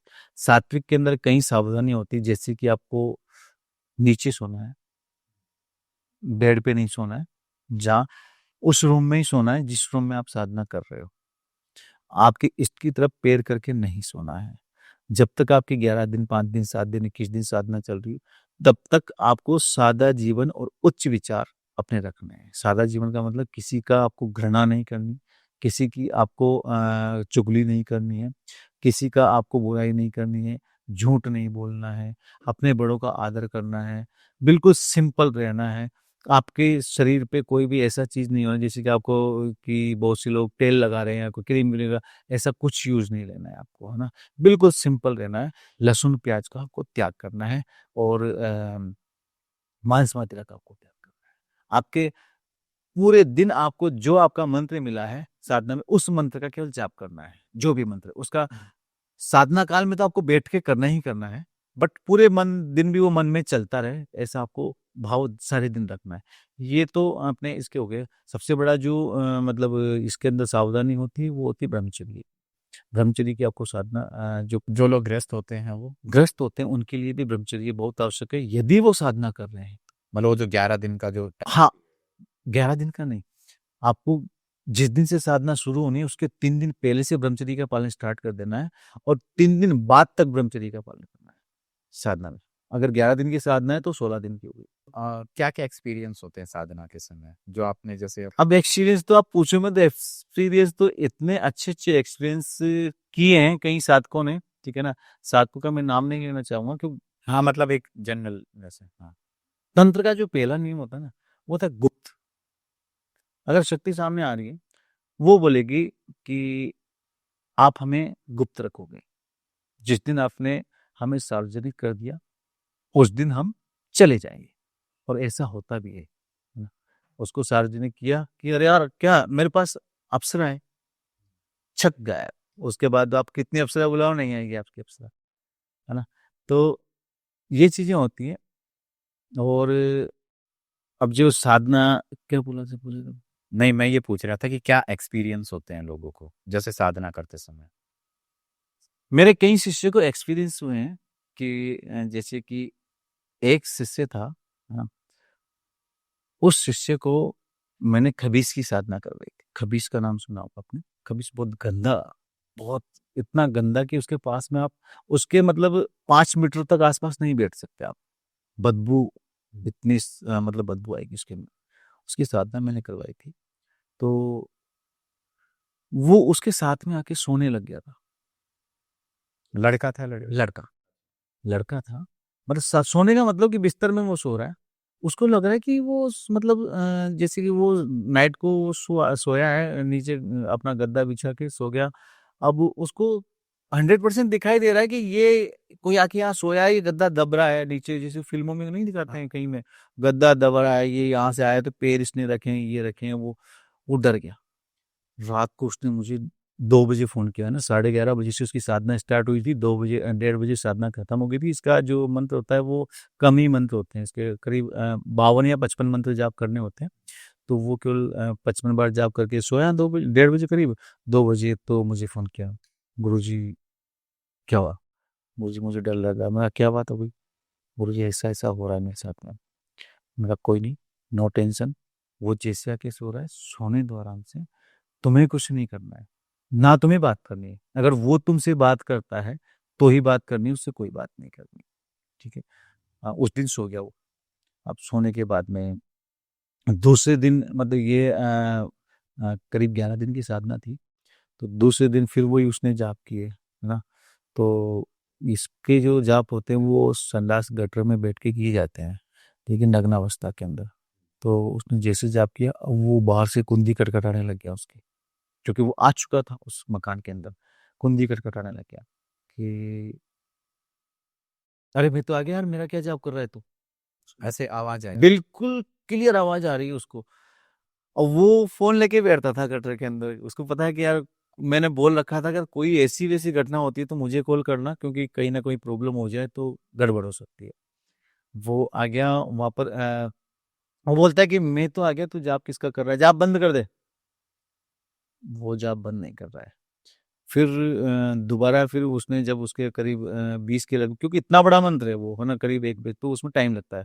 15-20 के लगभग जाप हो गया तो फिर वो कुंडी के उसको अच्छी तरह दिखाई दे रहा है कि कोई हवा है जो कुंडी के नीचे से धुआं रूप के अंदर आ रही है, मतलब स्मोक सा बन रहा है। और वो आके सामने खड़ी हो रही है। अब वो उसको बिल्कुल क्लियर दिखाई दे रहा है कि जैसे उसके मुंह जो है उसके ऊपर जैसे पीला पीला सा मलबा सा जमा हुआ है ना, दाढ़ी के अंदर मिट्टी लगी हुई है, बाल बिल्कुल जैसे मिट्टी से हो रहे हो, ऐसा गंदा सा। गुरुजी मुझे बहुत बुरी मतलब बदबू आ रही है। अब पूरे जाप हो गए। हमारा एक नियम होता है कि जब तक जाप पूरे नहीं हो तब तक आपको बात नहीं करनी है। माला से वो जो एंटिटी आएगी उससे बात नहीं करनी है, आपसे कर सकते हैं? हाँ, नहीं हमसे भी नहीं कर सकते। मतलब जैसे 21 माला है, अब 21 माला में तो अगर एक माला की आधी माला मतलब आपकी 5.5 माला हो गई, अब 5.5 माला में ही वो चीज आ गई, तो आप बात नहीं कर सकते फिर। आप वो पांचवी जो छठी माला है, जो 5.5वीं माला, वो पूरी होगी तभी आप बात कर सकते हैं उससे या मुझसे किसी से। अब वहां पर माला नहीं थी, वहां पर तो 55 मंत्र जाप करने हैं। अब वो 55 मंत्र होने के बाद वो घबराया और उसका पूरा पसीना आ रहा। मुझे फोन किया उसने, गुरुजी मैं बैठा हूँ, जाप कर रहा हूँ और ऐसे हो रहा है, ये हो रहा है, मैं घबरा रहा हूँ, मुझे पसीना छूट रहा है। मैंने कहा हुआ क्या, तो ये तो बता। अरे गुरुजी सामने खड़ा है। मैंने खड़ा रहने तो कुछ बात कर मेरे सामने, स्पीकर ऑन कर ले, कोई टेंशन नहीं, शक्तियां बात करती हैं, स्पीकर ऑन कर ले। स्पीकर उसने ऑन कर लिया, ठीक है। अब गुरुजी क्या बात करनी, मैंने कहा इससे बात कर कि कौन है तू। उसने बोला कि वही तू कौन है। तो वो बोलता है कि जो तूने बुलाया वही हूँ मैं। कि है कौन, तो ये बता। कि मैं खबीज, जो तूने बुलाया था वही मैं हूँ। तो वो मुझे, क्योंकि फोन उस फ्रिक्वेंसी को कैच नहीं करता, वो उसी के जिसने जाप किया है वो उसी को सुनाई देगा ना, कि गुरुजी ऐसे ऐसे बोल रहा है। मैं इसको बोल कि तू मतलब हमेशा मेरे साथ में रहना रहना चाहता है, इसलिए आया है, कैसे लिया है। कि ठीक है, कि उसने बोला कि हाँ बोल तू। मतलब वो घबरा रहा है, वो जोरदार है ना, मैं मतलब आवाज सुन रहा हूँ मैं उसकी। और उस टाइम में क्या एक्सपीरियंस रहा है मेरा, वो रात को 2 बज रहे हैं ना, मेरा भी क्या एक्सपीरियंस, उसका भी क्या एक्सपीरियंस है कि उसको घबरा। गुरुजी वो घबराते घबराते बोला कि तुम मेरे साथ रहोगे, इस टाइप से आवाज उसकी, मेरे साथ रहोगे। कि हाँ रहूंगा, क्यों नहीं रहूंगा तेरे साथ में, तूने बुलाया तो तेरे साथ ही रहूंगा। कि अब क्या पूछूं गुरुजी। अब पूछ इससे कि तू क्या भोग में क्या लेगा क्या नहीं लेगा। तो उसने पूछा कि क्या लोगे तुम भोग में। तो इनका जो भोग होता है ना, ये लोग मतलब सेक्स इनको ज्यादा पसंद होता है, खबीस को, है ना। तो इनको भोग चाहिए सेक्स। और उसने वही बोला कि जब मेरा भोग पता नहीं है तो क्यों बुलाया मुझे, नहीं तू बता तेरे मुझसे तुझे क्या चाहिए। तो उसने बोला कि मुझे लड़की चाहिए, जब भी तुझे कोई काम करवाना हो मुझे भोग देना पड़ेगा सेक्स का। तो कि गुरुजी क्या करूं। तो मैंने कहा क्या करेगा बता, तो तू कर सकता है व्यवस्था। तो बोलता है कि गुरुजी ऐसा तो ऐसा कहाँ से करूंगा, क्या है क्या नहीं है। मैंने कहा तुझको ये बोल, इसको इसी की बात हूँ बस, आगे इसको बोल कि व्यवस्था भोग तो मैं दे दूंगा लेकिन व्यवस्था तुझे करनी पड़ेगी। भोग तो मैं दे दूंगा भाई, जो भी सिस्टम है उसका पैसा, जो भी कहाँ कुछ क्या लगना है वो मैं दे दूंगा, लेकिन व्यवस्था घुमा फिरा के उस जगह पर मुझे लेके तुझे जाना पड़ेगा, मुझे पता नहीं है कहाँ कौन क्या रहता है। कि ठीक है, वो जिम्मेदारी मेरी। वो शक्ति उसको सिद्ध हुई, ठीक है। उसके बाद में आज वो लड़का आउट ऑफ कंट्री है, नाम नहीं लूंगा कहाँ पर है, क्योंकि वहां पर ये चीजें बंद है ना। वहां पर है और अपना अच्छे से काम कर रहा है। और लगभग उसका, क्योंकि अभी मुझसे थोड़ा लिंक कम हो गया, क्योंकि वो वहां पर मोबाइल वगैरह कुछ चलते नहीं है इस तरह से, को वहाँ ट्रैक रहती है, ऐसी बातें कर नहीं सकते, तो बात वो यहाँ आता है तो ही बात करता है। तो आज करोड़पति है वो, जो खबीस होता है। तो उसने अपने लिए यूज किया ये, मतलब अपने जीवन में जो भी वो अपने लिए उसने अपने लिए यूज किया। नोटों की बरसात करते हैं खबीस, नोटों की बरसात खबीस करते तो ये जो जैसे जिन जिन्नात होते हैं, इनसे ऊपर की एंटिटी होती है खबीस। नहीं, ऊपर तो क्या है, इसके समकक्ष ही है हालांकि, है ना, इनके बराबर ही जिन जिन्नात एक तरह से बराबर ही है। बट जिन जिन्नात एक थोड़ा सा, इनमें जिन्नातों में साफ पाक शक्तियां होती हैं, अच्छी शक्तियां। गंदी हालांकि इनमें भी होती है, लेकिन इस जैसी गंदी नहीं होती। इसमें कभी अगर जिन जिन्नात आपके आसपास में आ रहा है तो उसके अंदर बदबू नहीं आएगी, उसके अंदर खुशबू आएगी। लेकिन इसमें क्या है, ये जैसे अब कई लोग आपने देखे होंगे, इसका भोग भी हम जो देते हैं ना, वो कहाँ, जैसे इसका मिठाई का जो भोग लगाते हैं उस समय पे हम, वो भोग उनको देना पड़ता है जो आपने कहीं रोड पे नहीं देखे होंगे, जिनके ऐसे लोग होते हैं जिनके बाल बिल्कुल यहाँ से बिल्कुल वो मिट्टी सी हो रही है। बनाए हुए बहुत टाइम हो गया है। हाँ ना, ऐसे लोग होते हैं, कपड़े जो व्हाइट था वो बिल्कुल काला सा हो रहा है। उस टाइप के लोग होते हैं ये, उस टाइप के जो मतलब बनते हैं, मतलब जब डेथ होती है तो उसके बाद वो बन जाते क्योंकि वो पागल जैसे होते हैं ना, वो वहीं इनका भोग भी मीठा जो हम रखते हैं वहीं जाकर उनको खिलाते हैं कि यार भैया प्रसाद। मतलब उन ऐसे लोगों को ऐसे लोगों को खिलाना पड़ता है। मतलब जो लोग साधना मार्ग पे आगे जाना चाहते हैं, हाँ, आप उनको क्या कहना चाहोगे? साधने मार्ग पे जो आगे जाना चाहते हैं उनको मैं यही कहना चाहूंगा कि अच्छे गुरु की तलाश करो। गुरु वो हो जो आपको अच्छे मार्ग पे ले जाए, ठीक है ना। दो प्रकार के गुरु होते हैं। आप अगर साधना में जाना चाहते हो तो साधना मार्ग का गुरु ऐसा ढूंढो जो आपको प्रॉपर तरीके से सिखाए। अच्छे गुरु की तलाश वहां खत्म होती है जो प्रॉपर तरीके से सिखाता है, और सीखने की कोशिश करो। कई शिष्य ऐसे हैं जिन्होंने हाँ 1.25 लाख जाप कर दिया, गणपति का कर दिया, इसके बाद 150 लोग, अरे यार ये गुरुजी अब 6 महीने इसमें ऊर्जा देंगे, वो कर देंगे, तो छोड़ के चले गए। मगर जाओ, मुझे उससे कोई फर्क नहीं पड़ रहा है, बट शिष्य होंगे वो प्रॉपर रहेंगे, ठीक है। तो मेरा तो साधकों से यही कहना है, अच्छे गुरु की तलाश करो, अच्छे गुरु से मिलो, और उनसे जैसे जैसे वो कहते हैं वैसे वैसे करो। गुरु कहे सो करो, गुरु करे सो मत करो। गुरु तो दारू पी रहा है, तुम्हें उससे मतलब नहीं है। गुरु तो कुछ भी कर रहा है, वो उसकी पर्सनल लाइफ है। गुरु कह क्या रहा है आपको? गुरु के वचन ही सर्वोपरि होते हैं। गुरु के वचन ही सब कुछ होते हैं, ठीक है ना। आज मेरे गुरु हैं तो, और दूसरा एक बात और बता दूं साधकों को यहाँ पर, कि आपको गुरु कुछ नहीं दे रहा है, कुछ नहीं दे रहा है, कुछ नहीं है गुरु के पास में। गुरु के पास कुछ नहीं है, गुरु कुछ नहीं दे रहा है। और गुरु अगर आप मानते हो तो सब कुछ दे रहा है। कैसे? वो गुरु सत्ता काम करती है जो ऊपर बैठी हुई है, जिसने इसको भेजा है यहाँ पर गुरु बना के। इसके अंदर एक गुरु तत्व विद्यमान है इसके अंदर, ठीक है ना। ये लवकुश कुछ नहीं देगा आपको, ठीक है ना। इसके पास कुछ नहीं है, ये शरीर है, ये तो आज खत्म है, कल मिट्टी बन जाएगा, ठीक है ना। बट इसके अंदर जो गुरु तत्व विद्यमान है ना, वो अपने आप देगा, आपके मन को देख के। आपका मन जब देखेगा अपने आप देगा। इसका एक जीता जागता जीवंत उदाहरण मैं दे दूं, एकलव्य का। द्रोणाचार्य ने क्या किया था? भैया तू मैं राजकुमारों को सिखाता हूँ, तो भील का पुत्र है, मैं तुझे नहीं सिखाऊं। उस टाइम की द्रोणाचार्य की बात है। मैं तुझे नहीं सिखाऊं, कि मैं राज दरबार में जो राजकुमार होते हैं उनको सिखाता हूँ। वो पांचों पांडवों को सिखा रहे थे, ठीक है ना।